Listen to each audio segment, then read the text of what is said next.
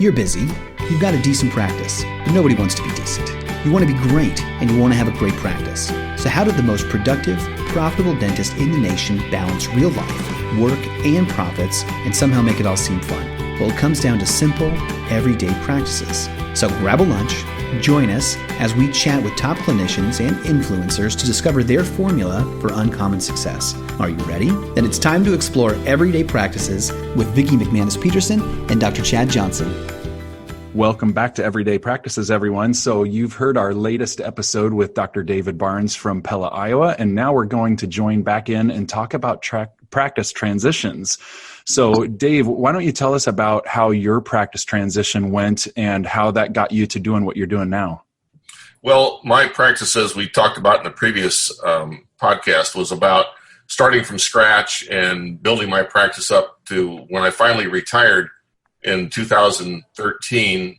That I had, we'd gone from 2 chairs to 12, and we had, I was the senior dentist. I had 2 associates that bought the practice from me. So we had a group practice of 3 doctors. We had a staff of 15, 6 hygienists, and the rest assistants and front desk people.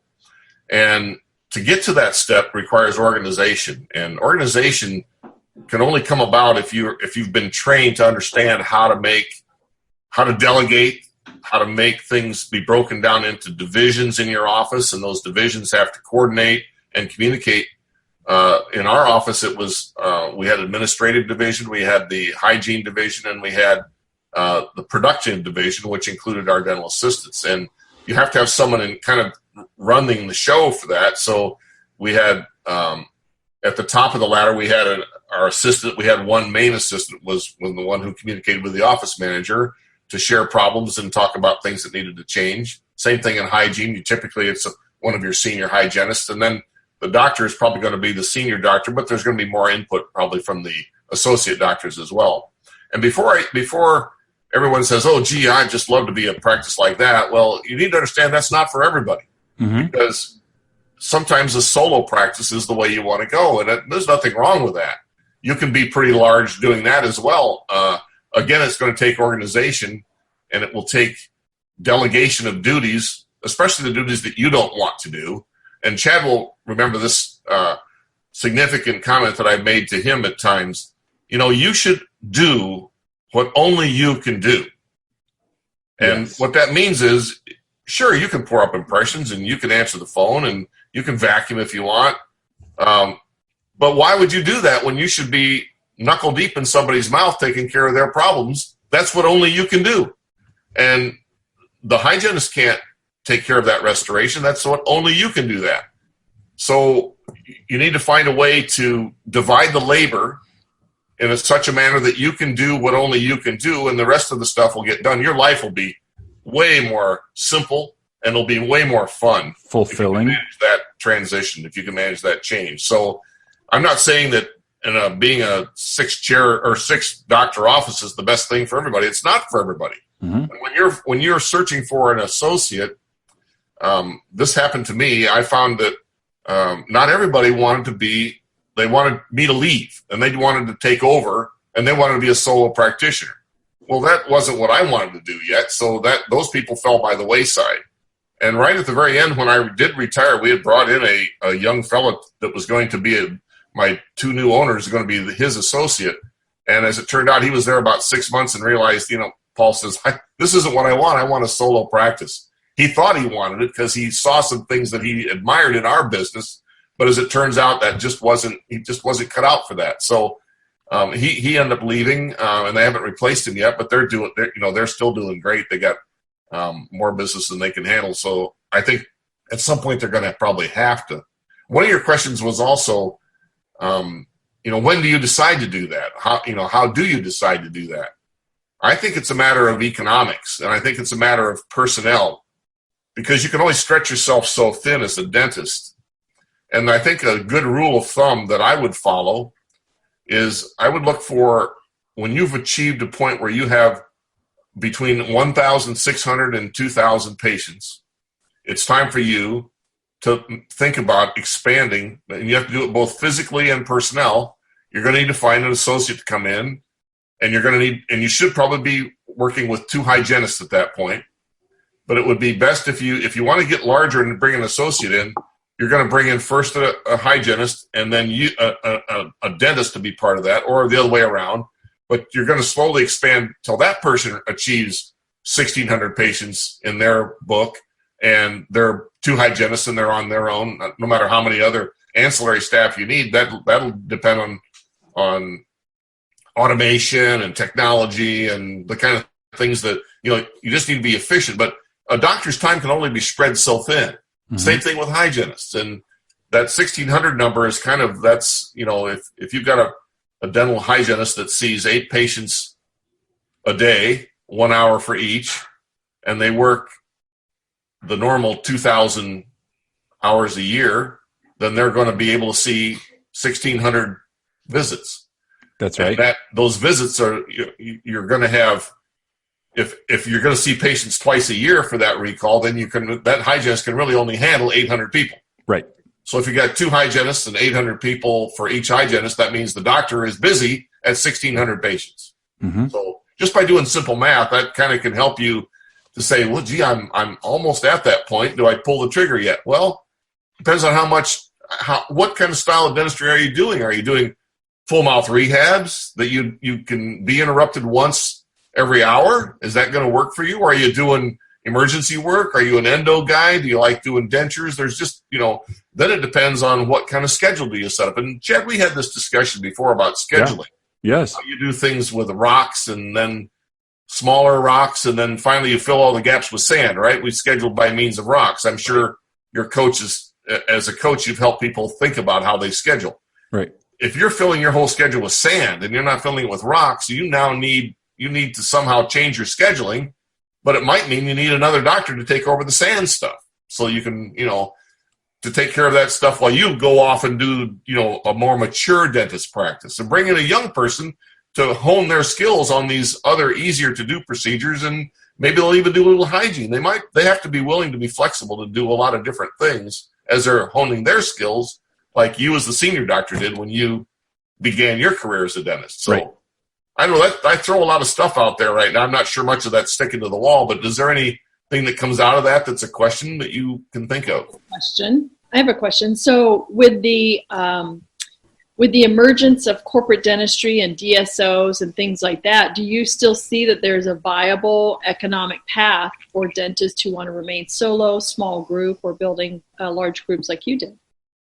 Well, I think it kind of depends on what the individual wants. If you don't want responsibility for running a practice, then join a service organization or let a corporate handle that for you.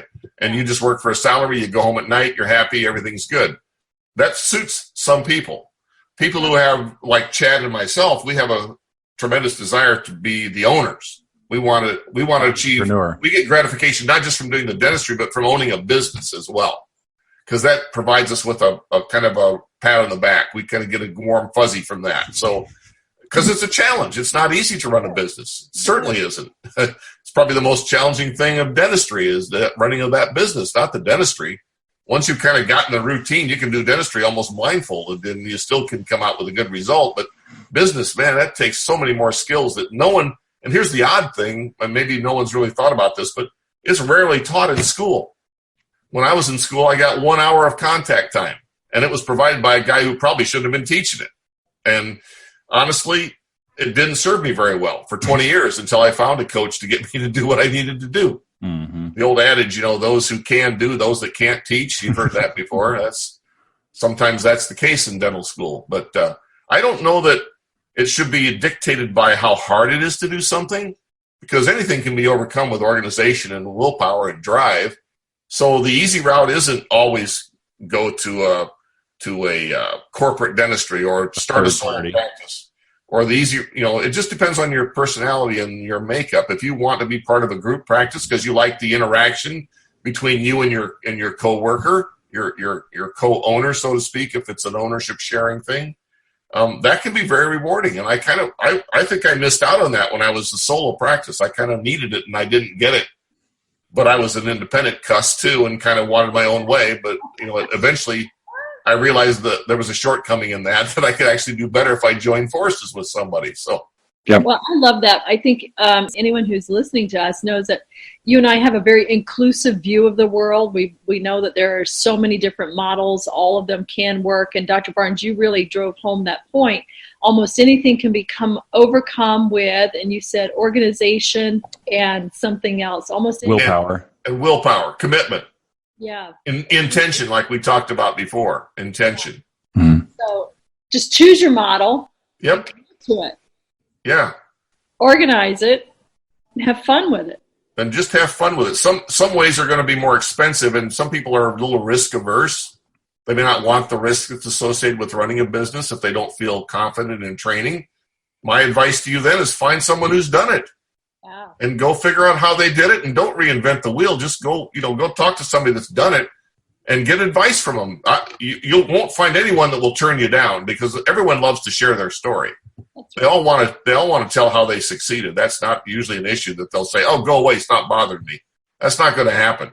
I love it. So if I'm thinking about transitioning my business, what is the ideal leeway you want to give yourself? A year, 5 years, 10 years? Like, how do you really maximize and optimize your exit strategy?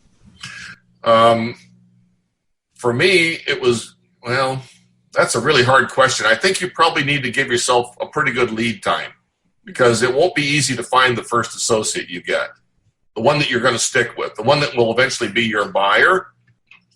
You're probably going to go through 4, maybe 5 dentists before you find the one that's you're going to want to marry, so to speak. And at some point, you have to figure out if you're really aligned with that individual. And I mean by alignment, I mean your philosophy of life, your philosophy of morality, your philosophy of how you do dentistry, your financial philosophies. All those things need to be very closely aligned. And it's hard to find somebody. That's why Chad and I talk about, I'm his older brother from a different mother, but we are very closely aligned. We could have easily fit together had the timing and the location been different. I think we've talked about that before. Yep. But that's probably the most difficult thing, and it takes time. So I think if you're 5 years from retiring and you suddenly, I got to find myself an associate, you might not have given yourself enough time. Yeah. And here's another fact. Unless you're willing to settle, which isn't good either. I would want to do that. It would be like saying, I'm almost 40. I need to get married, and so I just need to find someone. It's like, well, if finding someone's your goal and you're willing to settle, then you're going to find someone. Yeah. But if who wants to find someone just special? Yeah, who wants to find someone just fogs a mirror? You need someone that's equal to you, that can take over what you're doing and that sort of thing. Right. Here's the fact too that you'll probably no one's ever thought about, but you will exit your business at some point. Right. You have no choice. So you might as well start preparing right away. As soon as you get your business started, your plans for succession need to be in place. Yep. So if that's a better answer to your question, Vicki, I tell people don't wait. Start now, because you never know. Like I did, I had an eye issue and I had to quit 5 years earlier than I probably really would have wanted to. But had I not had a succession plan in place, that would have been a difficult time. Mm-hmm. Well, and I think there's a lot of wisdom in what you say. And I think that, so for example, I'm a dental hygienist. I'm not a dentist. I don't hold a license. And yet I purchased 5 dental practices in Wisconsin, mostly because I was viewed, they freaked out. They didn't know I was a hygienist for some reason at the beginning. And then they freaked out that they sold their business to a hygienist. That really weirded out their dentist paradigm. But they entrusted me with purchasing their practices, I think, for some of the reasons you're saying. Number one, they had a lot of deep connection. I call them the legacy practices. They had deep connection with their patients and their community, and they wanted to know that the standard would be upheld, right? And they wanted to know that the doctors would come in and do that. Right. They did not plan well in advance. And so the young doctors coming into the marketplace financially couldn't afford to buy the practices. So they needed that kind of middleman business person to finance it and to manage it, because the young doctors, they really lost out on the mentorship that the senior doctor could have provided. And they simply limited their choices. So it came down to a young associate who couldn't afford it and couldn't run it if they did buy it, someone like me who was perceived as more of a boutique, small group buyer, or a large established DSO that they really had competed against their whole career, therefore they didn't want to sell to. So I think what you're saying is that if you start with the end in mind, you just leave yourself more options. Yes. There's nothing wrong to joining a large group. There's nothing wrong with, in fact, there's a lot of opportunity sometimes in getting into a new service organization on the ground floor. If you're one of the original people there, those DSOs could be a great career path. But I love what you're saying. You're just saying be intentional and give yourself choices, give yourself options. I agree with that, and and I think the sooner you can start that process, you don't have to. It doesn't have to be set in stone right away. But I think if you're thinking to yourself, "Well, I'm not busy enough to need an associate," well, yeah, maybe not right now, but get things planned. Have at least thought about it, and maybe start. And here's another thing that's, I think, overlooked by a lot of dentists that are in the stage of, let's call them 55 or so, and they're looking at 10 years of practice. Right. And the last thing they are thinking about doing is selling it cheap. You don't want to sell it cheap. You built this practice and you do want it to be cared for. Well, those last 10 years of your life, you need to put as much energy and effort that you can into running your practice with the highest amount of horsepower that you can possibly get in order to do two things. Make it attractive for the person that's coming, number one. Number two, to get the most financial remuneration from it. Wow. So it behooves you to spend all, if that's all you do for planning, that's still a good start. Get your practice running on all cylinders at the highest amount of horsepower you can before you start looking to bring somebody in. Make it attractive. And that also means investing money in technology. Well, true. So like practices are being sold now on their EBITDA, right? On what they bring to the bottom line. Yes. What they collect. So if you can drive another $1,000 to the bottom line of your business, you just earned $5,000 on the exit. Right? Absolutely. So Absolutely. You're really thinking strategic, like an investment. Think about your practice like an investment. Yep. And anything you can pull another $100,000 to the bottom line. That's another $500,000 on your exit. Money. That's right.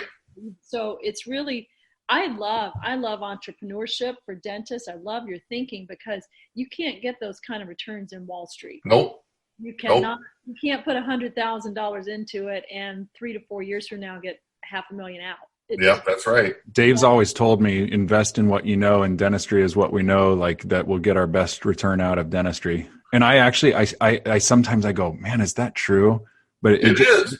I know, but like historically, I've thought, like, doesn't it seem easier just to put the money into good old stock? No lie. I mean, like how when I'm presented with that truth, I still waver until I own it. To go the first time you told me that, it's like, yeah, I want to believe that. You know what I mean? You want to believe it, but do I believe that? And then. Yeah. And then more and more you keep hearing it, and it's just I was talking with Vinny, Vicky. I was talking with Vinny out in Boston, and he said the same thing, and it's just like it's funny how that just keeps coming up. Well, I think it's also very prudent and logical to invest in yourself. Yeah, because who better to deliver the product than you? Yeah. Right. So if it means going out and getting training to improve your ability to do implants, let's say, well, there's an improvement. Buy a CEREC machine. There's something you're investing in yourself. Get training so you know how to communicate, how to sell, because all those things will pay you dividends. And in the long run, when you're trying to exit at the other end, you'll have way more attractive business to sell or to have someone join with the hopes of selling. And whatever model you choose is immaterial, I think, at some point. I think that is, I love everything you're saying. This like, you just blow my mind, Dr. Barnes. You blow my mind.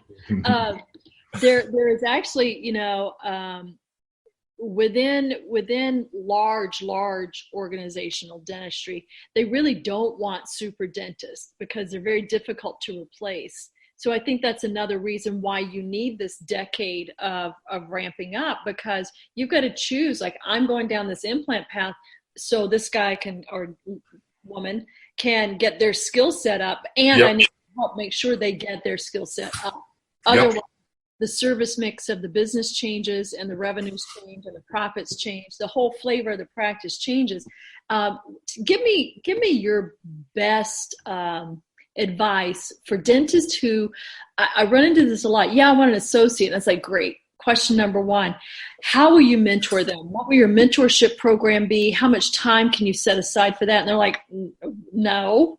Like, dentists don't want a mentor. How do I help me as a coach understand how to break through with doctors who just think that associates come out of school with a piece of paper on the wall and they're going to do great and they don't need mentorship? Please don't take up my time. Just make money for me. That's a really great question, Vicki. Yeah, and I'll tell you, those people are doomed to fail if they have that kind of attitude, because you cannot bring in someone who knows less than you and not share what you know with that individual and then expect to ever partner with that individual. Unless you're just planning on giving them the key and walking out the door at the end, and that's all you care about, then I'm not sure why you're in this business to start with. Where's your love for the business?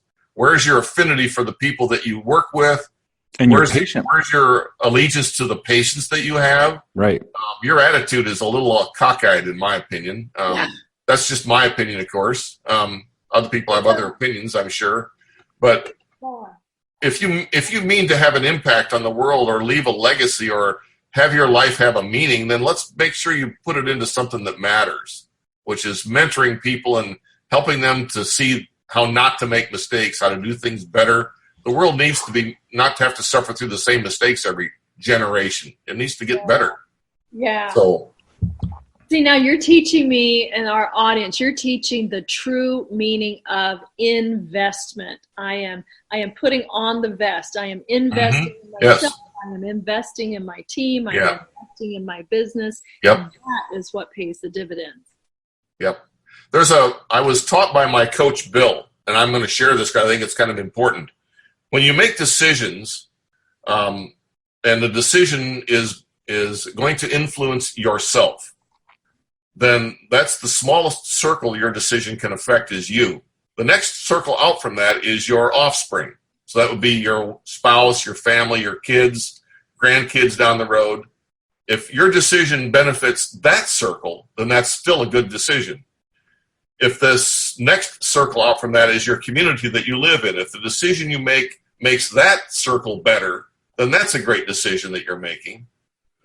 That's a great advancement you're doing. If from the next point out, it's not just your community, but it's your country and mankind in general, and I'll give you an example of that. That might be going somewhere to do some volunteer work somewhere. That's a great decision to make. If you make a decision that's beyond that, now you're starting to affect really big things, that I'm talking about the world. And I don't know that I can make a decision that's going to affect the world, but I can certainly make a decision that affects my community. And when I make that decision, I'm helping my community to be better because I like where I live. I like the people I associate with. It sometimes becomes a little hard to make that big of a decision because I'm not that influential, but I see myself doing this job I'm doing right now, mentoring other dentists. That's a circle of decision I'm making that's helping more than just my community. I know. And why wouldn't I want to invest means to put myself in that spot where I can make that decision to help a bigger circle of people. I can influence a larger circle. And I think there's a lot of self-satisfaction and self-esteem that can be gotten out of that. That's just me preaching. So anyway. I'm the choir, and I'll take it. Preach on. I love it. Wow. So any other questions? Well, I'll tell you what, for the audience, you might have a mentor that would be advantageous for the rest of the audience to hear from. And Dave is mine, that I've known for years now, but you might have someone too in that esteem. Yeah. Those are the kinds of people on the podcast, and probably other podcasts just as well, that they're trying to find, because dentistry is historically an isolative kind of a profession. And it's cool to come together and go, how's this guy in Iowa know all this stuff? And it's like, you know what? There's probably 10 or 100 guys like this down in Missouri, and there's 10 or 100 of these guys in Puerto Rico, and there's 10 or 100 of these guys in Arizona. And to think that, that I've found Dr. Dave to be able to share with this audience, and also just think for generations or for years to come from what I've learned indirectly and directly from him, to be able to share with my associates that I mentor, or someday 20 years from now when I meet a guy coming out of dental school for the very first time, that it builds upon one another. Mm-hmm. But that if you also, as the audience, have a person like this, that you're just like, man, that just sounds just like Janet, who has mentored me, or that sounds just like Steve, who is the dentist that I grew up listening to. We'd love to have those people on the episode, and know this much. It's just like we find these people, we honor them. I mean, I esteem him. I love him, and I don't want to hoard that. I want to share that. Well, I think that's an honorable thing to want to do, is to share, but you'll find gems of people everywhere. People have always got something to offer, and it doesn't have to be someone who's being paid for it either. They'll just like to share their story out and out. But I think it's also important, if you are looking for help, that you find someone that has experience of the nature that you're looking for. Mm-hmm. And that might be someone who's spent a lot of time and energy getting trained. Well, you might need to fork over some money to get that advice, and you shouldn't be afraid to do that. I think paying for coaching help is, again, investing in yourself, giving yourself something back, but you're doing it by means of finding a coach or finding a person who already has experience and knowledge in that. That might be worth spending the money to figure out, what do they know and what can they share with me?